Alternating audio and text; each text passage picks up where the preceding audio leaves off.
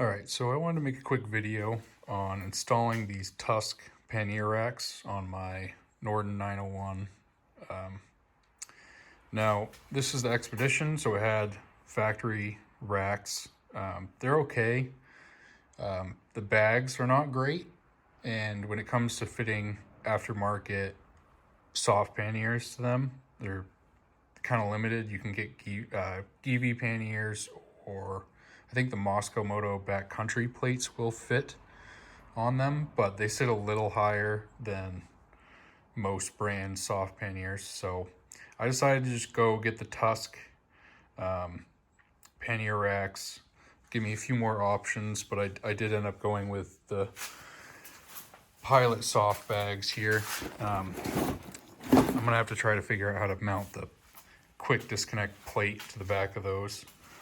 But I didn't see any videos on mounting these racks onto this bike, and the instructions are decent, but they're a little confusing.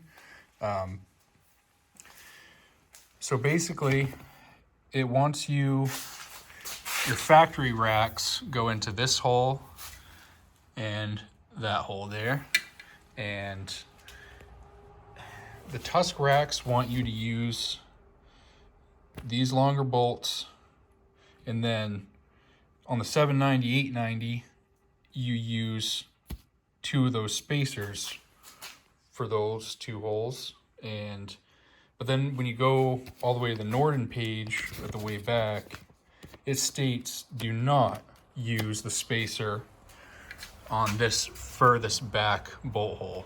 And without the spacer, it does sit flush against the frame of the bike. So I didn't want to use the longer bolts that they supply, because then, it's not using the spacer. So I feel like that bolt would be too long. I could be wrong, but I just used the factory bolt that came out from there that held, or at least the Expedition. I assume that the regular Norden's going to have that bolt there too, but I used the factory Expedition bolt back here, no spacer back here. The second one, I used the factory bolt again. Now here you could use their longer bolts, because you do, if I can get in there, get it to focus, maybe not, but you do use that spacer behind the second bolt. And then the Expedition has, it's a threaded nut on the back side in the frame. So, but it's a loose nut and it can slide inside of the channel in the frame. So you have to hold that back there with your finger and then slide the spacer behind the rack and then get your bolt started into that nut. It's a bit of a pain, but it's not too bad. And then the most confusing part of it, I'd say, was up front here. You have to unbolt your factory passenger foot peg, which uses two T45 bolts here, and then on the inside there's another bolt. It's an 8mm or a T30. So you have to unbolt all three of those, take your foot peg off, and then you slide these two larger spacers. They're two studs that come out of the frame there, and essentially your foot pegs slide over those studs, and then the bolt holds it up tight to the frame. But you have to slide the Tusk racks. So first you slide on these spacers, then you have to slide the Tusk rack over the remaining portion of the stud. And this one was clearly bent because those openings in the rack didn't line up very well. So I had to kind of get these two bolts back here started, and then just by hand bend the rack out, slide it up, tap it up over those two studs, then use the two factory bolts that come out of here, the two T45 bolts. I put blue Loctite on all these, but I suppose you wouldn't necessarily have to. It's probably a good idea. But use the 2 factory bolts here, slide those up through, tighten it. And then Tusk supplies you with, let's see, it would be these 2 bolts here. So then you would use one of these 2 bolts and then one of these spacers on the inside. Let me see if I can show you with some light.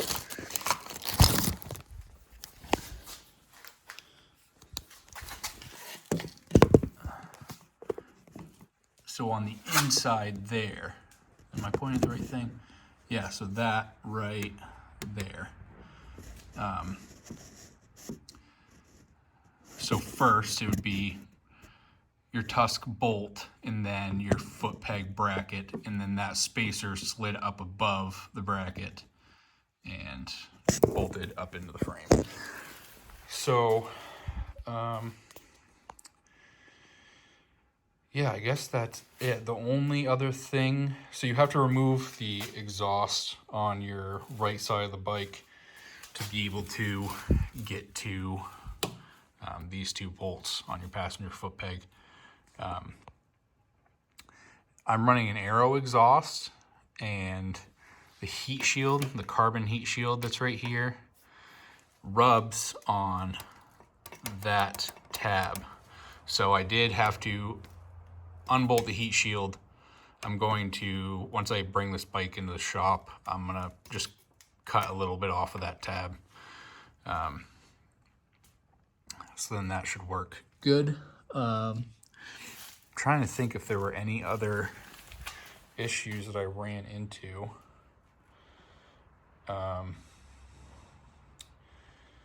No, I guess that would be it. So on a Norden, I believe you're going to have to use a factory bolt on this rearward most bolt hole. I could be wrong. The longer bolts that Tusk supplies could fit through there and be just fine. I didn't want to risk going through because I've messed with other bolt holes on this bike that the dealer has installed, like for the skid plate and stuff. And the threads on these bikes for some reason are not very strong. Like every bolt that I've taken out, I don't know if they just over tightened every one, but I've had to run thread chasers through and clean up threads, put new Loctite on the bolts. So I didn't want to risk going through with a longer bolt on that, possibly being too long and damage the threads. This bolt hole, the middle one, you will use the longer Tusk bolt and the spacer behind it.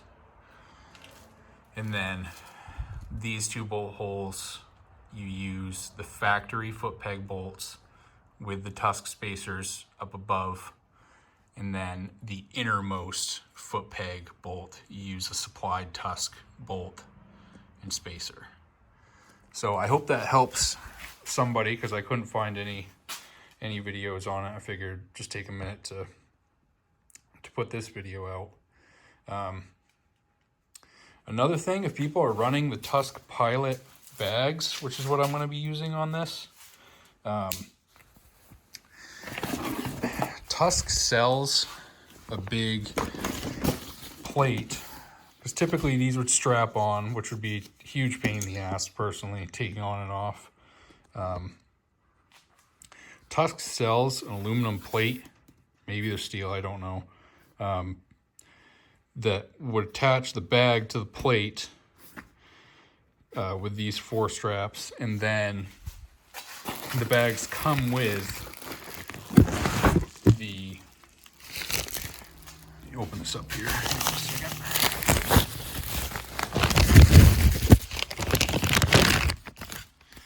So Tusk supplies, with the bags, they supply the section that would actually clip on to the racks for the quick connect system.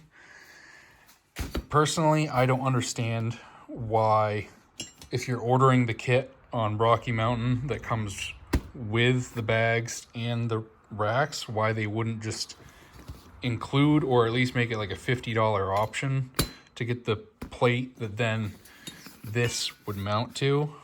But they want $145, I think, is what I saw for the plates that connect to the back of the bag, and then they come with this as well again. So you'd have 2 sets of these, which seems like just a waste. But what I'm gonna do is I'm gonna go get.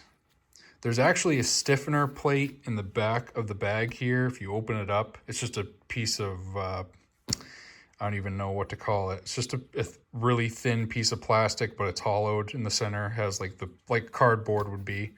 So essentially just plastic cardboard.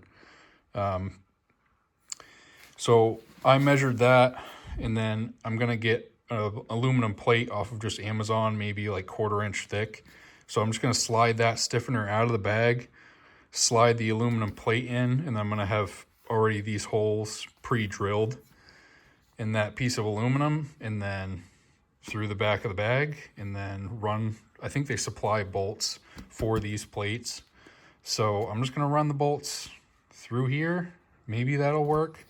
Maybe you'll have to make a plate that essentially just make the plate that they sell for $150, and then strap the bag to that plate, have the bolt holes in the plate for this quick disconnect plate, and then do it that way. But I'm personally not going to pay $145 for that plate. That seems a little excessive, which is weird considering like the racks are $200, and I think, or less than that, and then the bags I think are $200. So it seems a little excessive that an aluminum plate is $150, but whatever. So yeah, I just want to make this video just to help out somebody I know is probably dealing with it. So yeah, thanks for watching.